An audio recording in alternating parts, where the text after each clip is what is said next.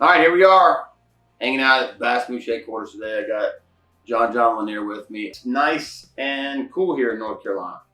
It doesn't happen this fast very often, but it's like 69, 70 degrees, wind's blowing, and basically that means that you're getting ready to kind of transition from late summer to early fall. For me, going into the fall, I know a little bit of what to throw, but not all what I need to throw. So listen, this is the stuff. This is the time we ask questions, get it. And you're gonna get it from somebody who like, hey, I'm just gonna be the bottom of the barrel, and we'll get the answers on what we need to do and where we need to go with when fall time. When you start to face fall fishing, you got to understand that everything's starting to move and migrate. One thing that's big to know in the fall is everything's smaller, bait's smaller, and that's what they're feeding up on. And eventually the shad is going to go from the main channel to the back of the creeks throughout the weather season, and as the winter comes, they'll make their way back out to the main channel.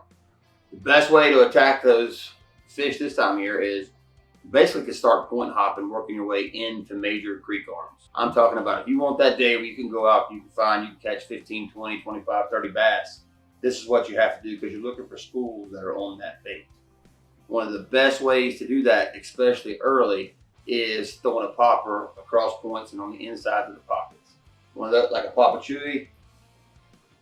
I've talked a lot about this bait. People know I throw this bait a lot. The weight of it makes it easy to cast. Target cast. I have to get it around docks, around poles, around rocks. The weight of it, which is the most important thing that I found out this year on a couple places we went on tour, was I can bomb it into those schooling fish that a traditional popper, you cannot get that far. Right. That thing walks the dog and spits at the same time, better than most stick style baits. But it's still within that 3.5 inch profile, which is in the size shad that they're feeding on in the fall. Where are you kind of setting up at to work your way down on the bank? Are you going halfway in or halfway out? Or are you just looking for schools? I typically, depending on how the weather was, if it stayed hot and it's going slower, if it drops fast, will dictate how I move. Basically, I'll pull the map up on my Garmin and I'll zoom in on a creek arm. And I'll know on top of my head, all right, we got 6, 7 secondary points. We got 3 long flat ones. We've got some transition banks. We've got a lot of docks. We've got different cover. And that's the way I pick at it. I'm always keeping my mind open, thinking about what I'm doing as I'm going to attack it.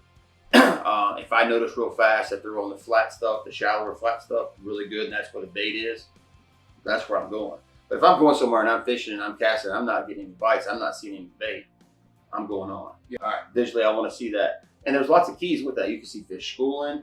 Biggest key, look for those big birds on the bank. They're the best fishermen on the lake. They're all going to be up there around the water pecking, and that's when you're getting close. You start seeing that wildlife, you're near what you want to be around. And you may, early in the fall, find them all the way in the back. But typically, into September, all the way through October, they're going to be somewhere in that midsection of any major creek. That's like the big thing I think that I'd struggle with. It's like, do I stay out here or do I go halfway back? Do I go all the way back? If you're not getting what you want out here, and that's, I guess it's like you said though, if it's not there, you take off. But normally when you're just fishing out on the point and then work your way midway. There's always the opportunity, especially when you're fishing some of the shallower stuff in the fall, that you could come across, 5 or 6 lake brim beds because it had been that warm, had that warmer summer, and then you get those bonus fish attacking the top water off a brim bed, which is always fun. Nobody's ever going to complain now. And basically, you're throwing things that you can cover water with, like this little donkey bite. It's just a triple jointed swim bait. Small again, it's in that 3.5 inch range, but it's something that we can cast and throw, just to cover water, looking for fish, because that's what we're after in the fall. Especially if we want to have fun, want to catch a lot of fish. Jig fishing is still kind of pretty slow. Right. You'll get some bites. You might catch some bigger fish doing it.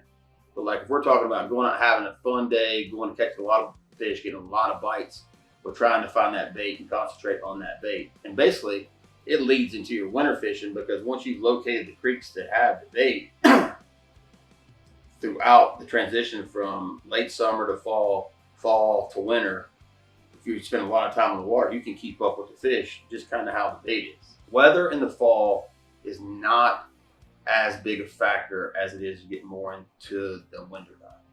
Everybody's like, what do you mean? I was like, it doesn't really matter if it's sunny and no wind. Oh, okay. Because nature takes care of itself, and the shad are going. Yeah, there's regardless cloudy of if they want day, to go or not. cloudy day. They're going back there. So I mean, there's days In the fall, if you're like a spinnerbait guy and you want to throw a spinnerbait, you could throw it, and the wind doesn't make a big difference on the bites you get compared to the springtime.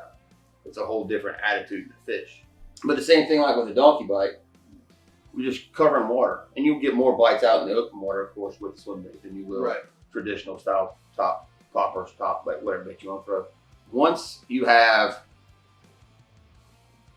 I'd say 4 or 5 nights consecutively into the 50s, where it's getting up to like 75 during the day, but it's into the 50s at night, there is no better bait than a downsized buzzbait. This is a Kud-B on the back of it.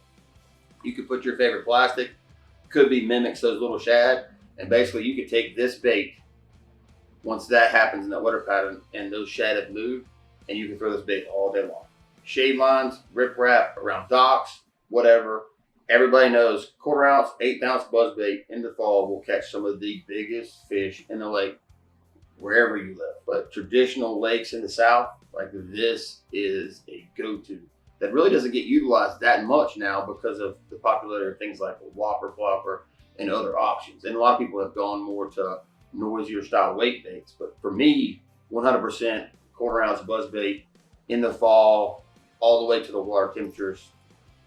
So 55. You got your buzzbait. That's the one that's the catcher when it comes to that time of year, or that water temp. What are you using? Because this is where a lot of us get stuck on. For me, line wise, are you going straight braid to it? What are you using on it? Are you doing the fluoro? Like what kind of rod? The blank size? So basically, I want a high speed reel to keep the bait up. Okay. And for covering water, I'm always going to throw it on braid. Usually the 1/4 ounce, I'll throw it as high as 30-pound braid. I mean, some people throw it on 50. If you're going to throw a toad or something like that on a bigger style, a bigger crawl, probably throw it on 50. But because we're in the fall and everything's toned down, the 30's fine. But you don't want a really heavy action rod, tip-wise, for any kind of topwater fish because you just pull it away from them.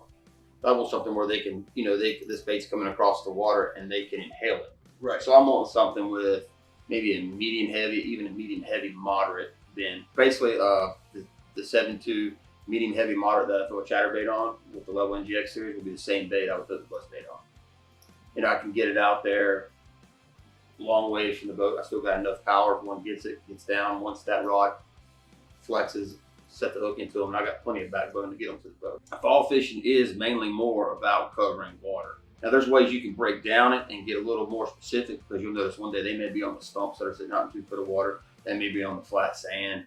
They may be right on the drop. They may be on the ends of the docks. They may be on the outsides of trees.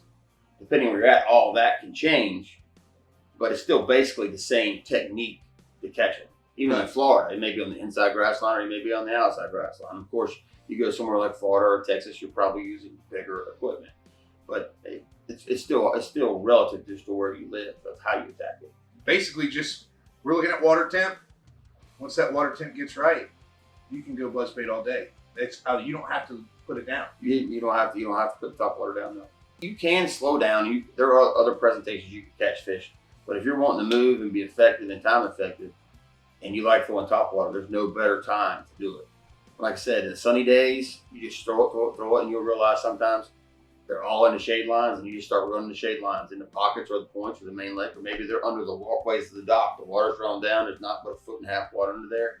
Then you might want to go to a little beefier piece of plastic so you can skip the buzzbait underneath there and draw bites. But it's exciting. It's a good way to catch big ones. It's a good way to catch a limit. It's a good way to win tournaments. Local tournament, and it's right, I may throw it for the entire day. And your go-to, and this is one thing that I think a lot of us look at. A lot of us go, oh man, like you said, you pick a color, you kind of go with it, and that's what do you go pretty much with a white trailer most of the White, imitating shad, I'm just going right after them. If I'm a spotted bass heavy, like Lake Norman, Lanier, Lake Hartwell, right, even Murray, because some of their largemouth act like spotted bass, I may go with chartreuse.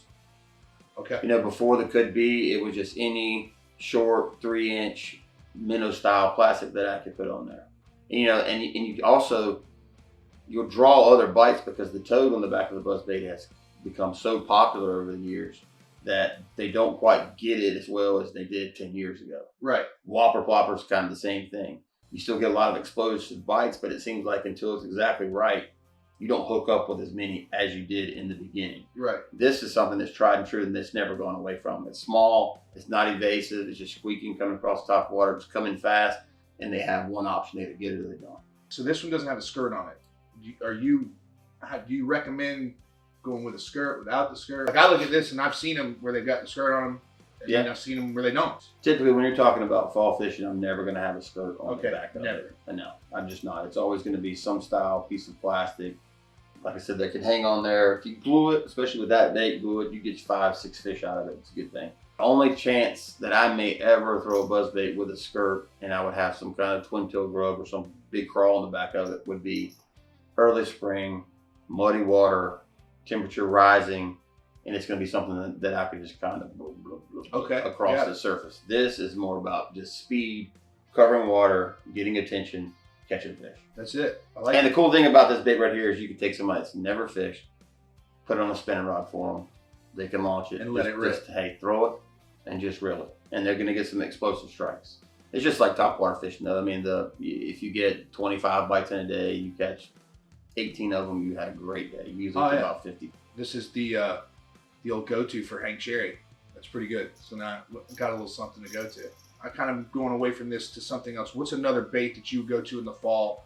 Maybe if you were going to go away from this for a little bit, just to have something on the boat to throw. Well, you know, that's a question a lot of people ask, and that's all depends on the condition and where you're fishing on the lake, what kind of lake you're at, and what part of the country you're in. Around here, we get some heavy rains, we get some mud, then I'm going to go to like the midge, a chatterbait, other traditional style stuff that I can bang around the cover, right, just to get bit. I mean, me, I love throwing a jig in the fall. The problem with throwing a jig in the fall is, especially tournament fish, it's hard to get enough quality bites to win a tournament. So what I'm saying is, if I get 12 bites in a day, 2 of them may be 4-pounders. Right. The other ones are just 2-pounders, pound and a half, and that's not going to cut it for catching them. Yeah. So I need something else that can get it. And if I can take a buzzbait or the Poppa Chewy or the donkey bite or any other kind of moving bait, spinner bait if it's a really rough, windy day, whatever, and fill my limit with 2.5 to 3-pounders, and then go get those 2 big bites.